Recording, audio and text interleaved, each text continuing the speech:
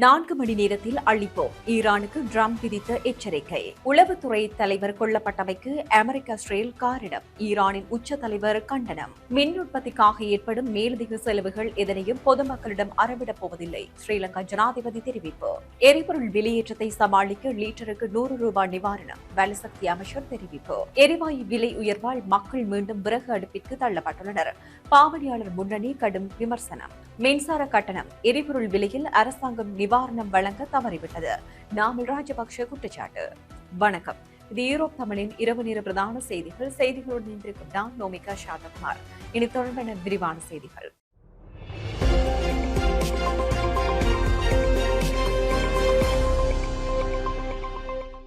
பிரதான அனுசரணை வழங்குவோர் நண்டிஸ் restaurant and catering service. Hormuz நீரினை முழுமையாக திறப்பது தொடர்பாக அமெரிக்கா விதித்துள்ள காலக்கெடுவுகள் உடன்பாடு எட்டப்படாவிட்டால் ஈரானின் பாலங்கள் மற்றும் மின்சார உற்பத்தி நிலையங்களை 4 மணி நேரத்திற்குள் அழிப்பதற்கான திட்டம் தயார் நிலையில் உள்ளதாக அமெரிக்க ஜனாதிபதி டொனால்டு ட்ரம்ப் தெரிவித்துள்ளார். ஹார்முஸ் நீரினை திறக்க ஈரானுக்கு செவ்வாய்க்கிழமை இரவு 8 மணி வரை இலங்கை நேரப்படி புதன்கிழமை அதிகாலை 5:30 மணி கால அவகாசம் வழங்கப்பட்டுள்ளது. இந்த காலக்கெடு முடிந்து 4 மணி நேரத்துக்குள், அதாவது புதன்கிழமை நள்ளிரவுக்குள் தாக்கல் நடத்தப்படும் என ட்ரம்ப் எச்சரித்துள்ளார். தமது ராணுவ வலிமையால் ஈரானின் ஒவ்வொரு பாலத்தையும் தகர்க்கவும், ஒவ்வொரு மின்சார உற்பத்தி நிலையத்தை வெடிக்கச் செய்து மீண்டும் பயன்படுத்த முடியாத அளவிற்கு முழுமையாக அழிக்கவும் தங்களிடம் திட்டம் உள்ளது என ட்ரம்ப் எச்சரித்துள்ளார். இந்த ஒட்டுமொத்த அழிவு நடவடிக்கையும் வரும் 4 மணி நேர கால பகுதியில் அரங்கேறும் என அவர் சுட்டிக்காட்டியுள்ளார். இப்படி நடப்பதை நாங்கள் விரும்பவில்லை, ஆனால் அதற்கான வலிமை எங்களிடம் உள்ளது என அவர் தெரிவித்தார். ஈரான் மீது போர் 38வது நாளை எட்டியுள்ள நிலையில் பொதுமக்களின் உட்கட்டமைப்புகளை இலக்கு வைப்போம் என அமெரிக்க ஜனாதிபதி டொனால்டு ட்ரம்ப் விடுத்துள்ள இந்த எச்சரிக்கை சர்வதேச அளவில் பெரும் பதற்றத்தை ஏற்படுத்தியுள்ளது. ஈரானின் புரட்சிகர பாதுகாப்பு படையின் உளவுத்துறை தலைவர் மஜித் ஹாதிமி கொல்லப்பட்டதை தொடர்ந்து ஈரானின் 3வது உச்ச தலைவர் மொஜ்தபா ஹமேனியால் அனுப்பப்பட்டதாக கூறப்படும் கடிதம் ஒன்று தற்போது வெளியாகியுள்ளது. இந்த கொலை சம்பவத்திற்கு அமெரிக்கா மற்றும் இஸ்ரேல் ஆகிய நாடுகளே காரணம் என அந்த கடிதத்தில் கண்டனம் தெரிவிக்கப்பட்டுள்ளது. மஜித் ஹாதிமியை இலக்கு வைத்து தாக்குதல் நடத்தியதை இஸ்ரேல் உறுதிப்படுத்தியுள்ளது. ஈரான் அதிகாரிகளின் வழக்கமான பாணியில் கருத்து தெரிவித்துள்ள ஹமேனி, தளபதிகளின் மரணம் ஈரானிய படைகளின் சித்தாந்தத்தில் எந்த ஒரு குலைவையும் ஏற்படுத்தாது, ஏனெனில் ஈரானிய படைகளின் வரிசை மிகப்பெரியது என குறிப்பிட்டுள்ளார்.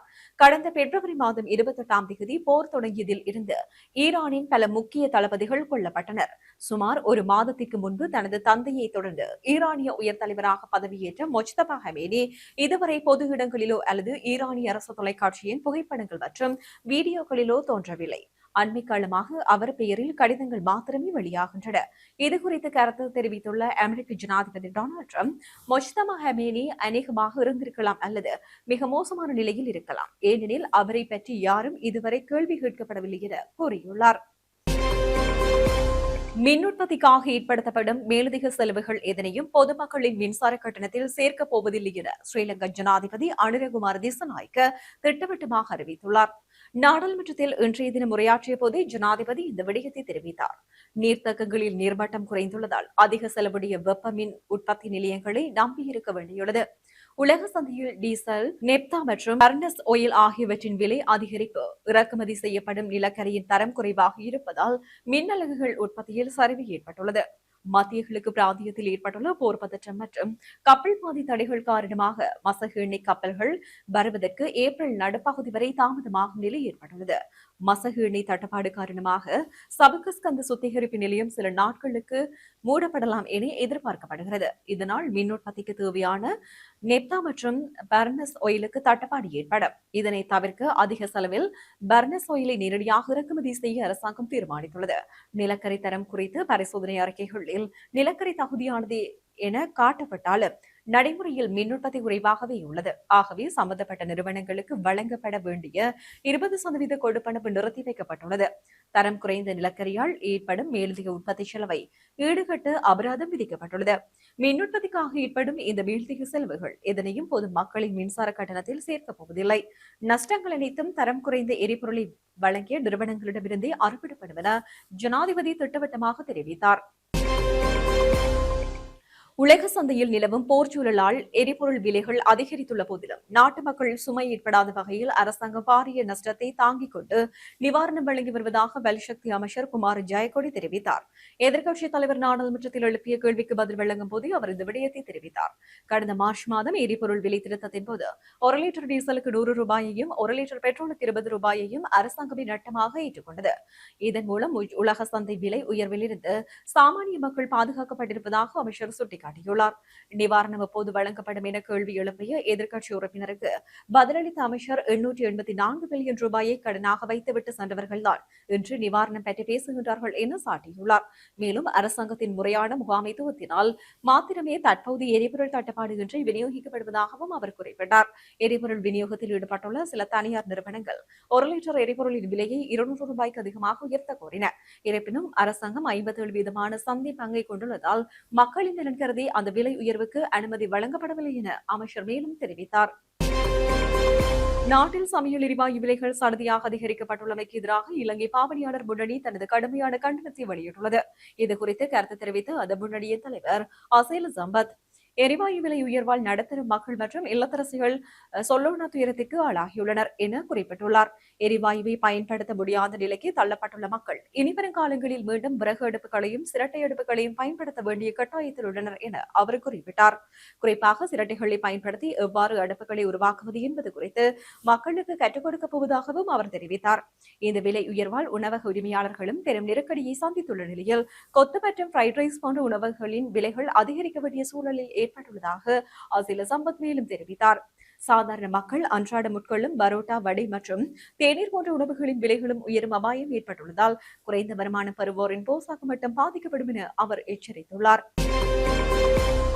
மின்சார கட்டணம் மற்றும் எரிபொருள் வெளியேற்றத்தினால் மக்கள் சொல்லோனா துயரங்களுக்கு ஆளாகியுள்ள போதிலும் அரசாங்கம் முறையான நிவாரணங்களை வழங்க தவறவிட்டது என ஸ்ரீலங்கா பொதுஜன பெரமுனவின் நாடாளுமன்ற உறுப்பினர் நாமல் ராஜபக்ஷ தெரிவித்தார். தற்போதைய அரசாங்கத்தின் அரசியல் போக்குகள் மற்றும் மக்கள் விடுதலை முன்னணி முன்வைக்கும் குற்றச்சாட்டுகள் குறித்து நாடாளுமன்ற உறுப்பினர் நாமல் ராஜபக்ஷ கடுமையான விமர்சனங்களை முன்வைத்தார்.